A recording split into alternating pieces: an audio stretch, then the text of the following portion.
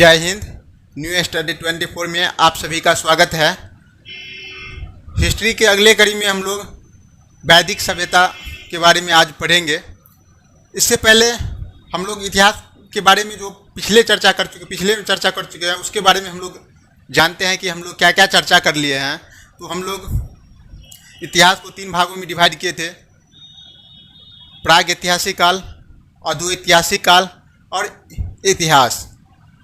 तो हम लोग प्राग ऐतिहासिक काल देख लिए, अधो ऐतिहासिक काल सैंधव सभ्यता के बारे में हम लोग पढ़ लिए।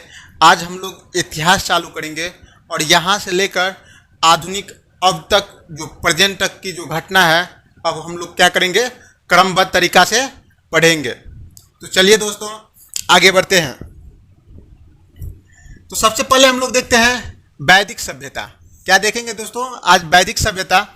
तो वैदिक सभ्यता की जो हमें जो जानकारी मिले हैं वो वेदों से मिले हैं, और वेद का अर्थ होता है जानना या ज्ञान प्राप्त करना।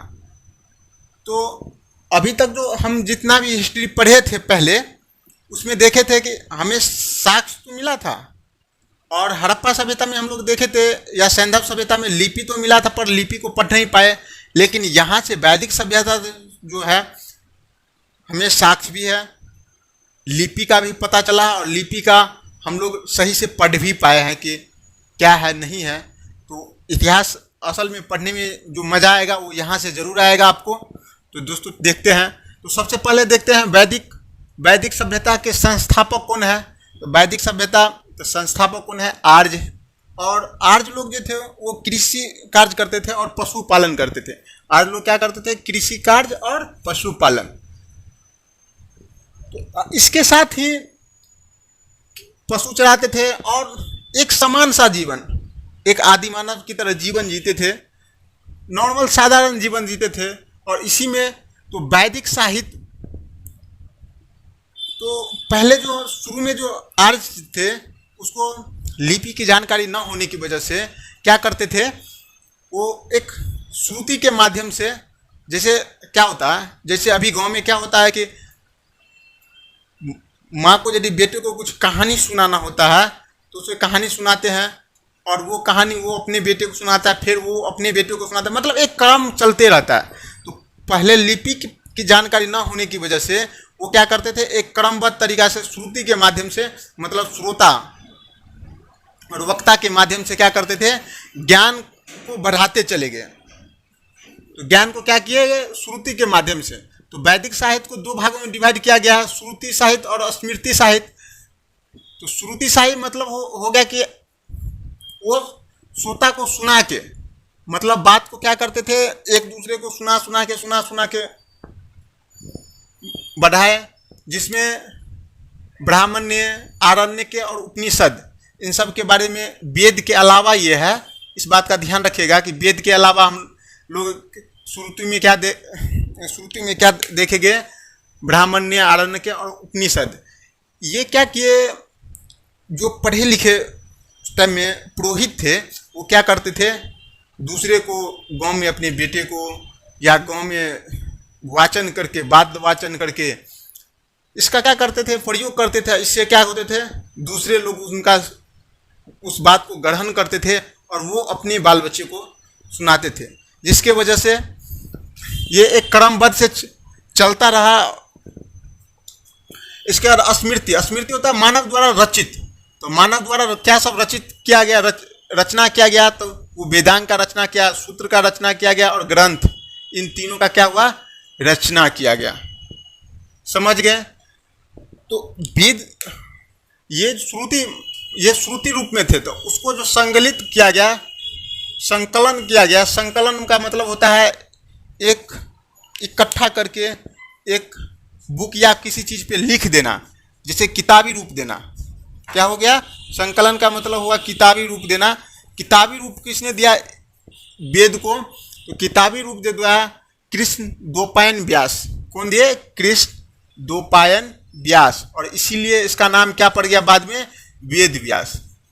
क्या पड़ गया दोस्तों? वेद व्यास। तो आप समझ गए कि वेद व्यास क्यों नाम पड़ा। तो यहाँ हम लोग क्वेश्चन आंसर देखते हैं कि वेदों के रचयिता कौन है, तो वेदों के रचयिता वेद व्यास है। तो वेद व्यास का पूरा नाम क्या है? कृष्ण द्वैपायन व्यास। तो यहाँ वेद हम लोग देखें तो वेद को जो दोस्तों है वो 4 भागों में डिवाइड किया गया। ऋग्वेद, सामवेद, यजुर्वेद और अथर्ववेद। वेद को कितने भागों में डिवाइड किया गया? 4 वेदों में।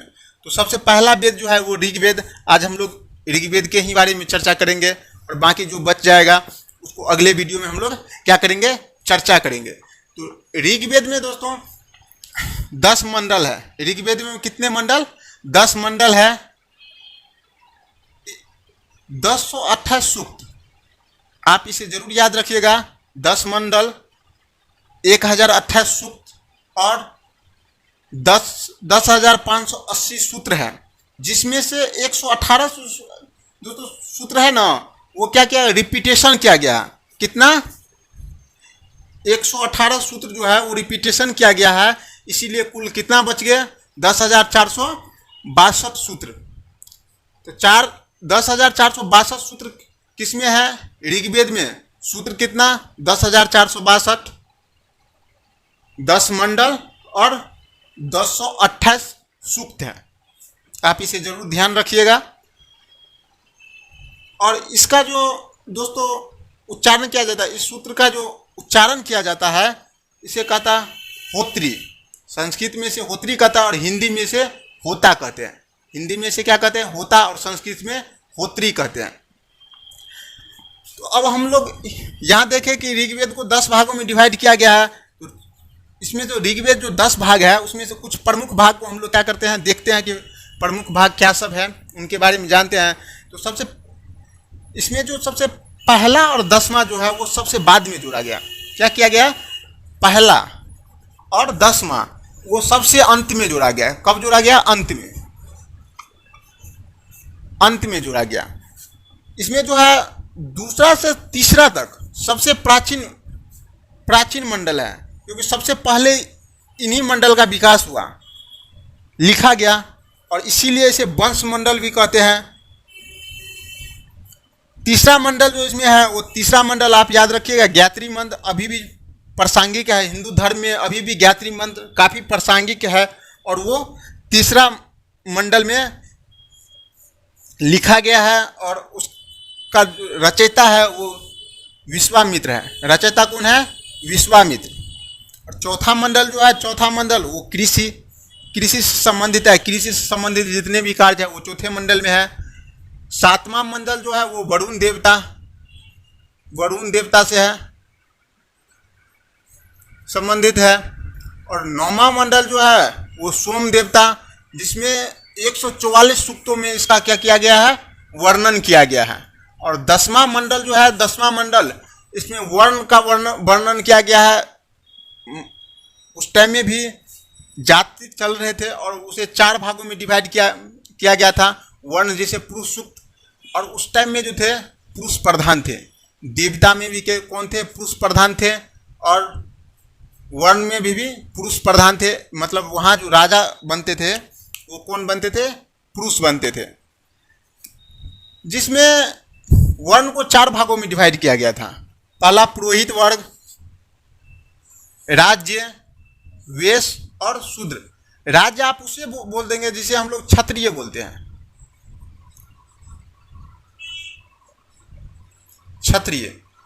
क्षत्रिय मतलब जो शासन करते थे, जो शासन व्यवस्था चलाते थे, उसे राज्य कहते हैं। पुरोहित वर्ग जो पूजा पाठ करते थे।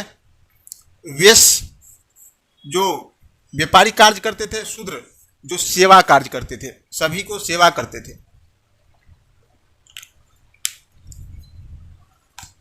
इसी के साथ हम लोग ये देखते हैं कि ऋग्वेद में और क्या क्या इंपॉर्टेंट टॉपिक है जहाँ से क्वेश्चन आता है। तो ऋग्वेद में जो इंपॉर्टेंट है ब्राह्मण साहित्य। ब्राह्मण साहित्य जो है ऋग्वेद में सबसे पुराना है।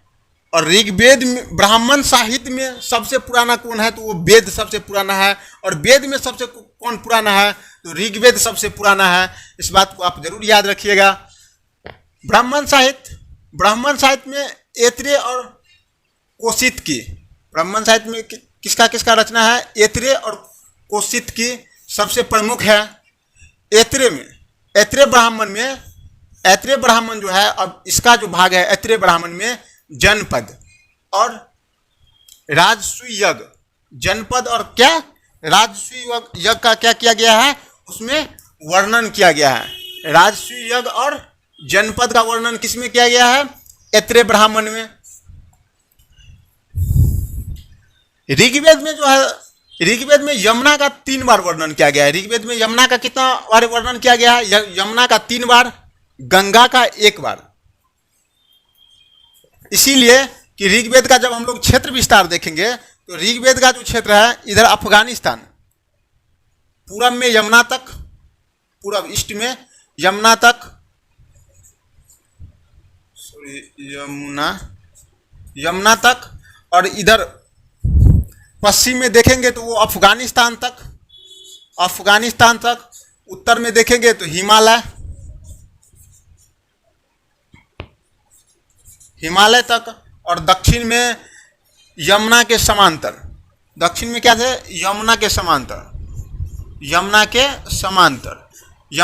मतलब क्षेत्र विस्तार जो था, वैदिक काल का जो क्षेत्र विस्तार है दोस्तों, ये इस प्रकार से, क्षेत्र विस्तार इस प्रकार से है कि पूरब में यमुना के तट क्षेत्र विस्तार थे, इसीलिए यमुना को कितना बार वर्णन किया गया है, 3 बार।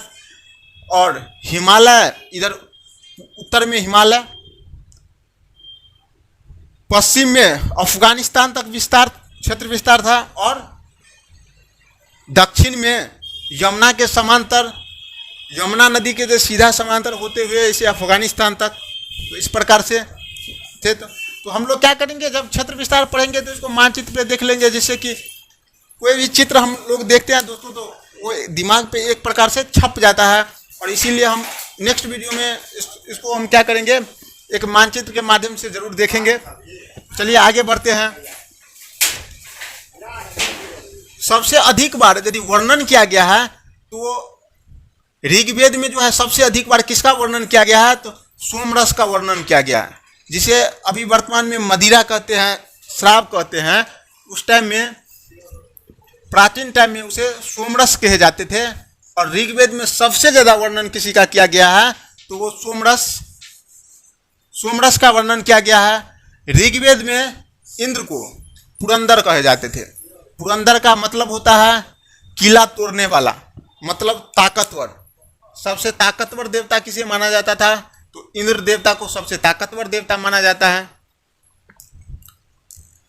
साथ में सबसे ज्यादा ऋग्वेद में सबसे ज्यादा वर्णन देवता में कौन से देवता को वर्णन किया गया था, तो इंद्र को सबसे ज्यादा बार वर्णन किया गया था।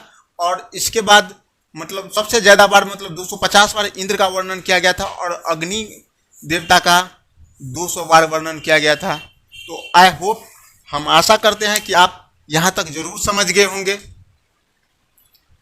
यदि आप अभी तक इस चैनल पे को नहीं सब्सक्राइब किए हैं तो आप चैनल को सब्सक्राइब करें, और आप लाइक करना ना भूलें, क्योंकि आपकी एक लाइक ही हमें ये उम्मीद दिलाता है कि हम अगले वीडियो को और बेहतर तरीक़ा से बनाएं। इसके लिए आप लाइक ज़रूर करें और शेयर करना ना भूलें। जय हिंद।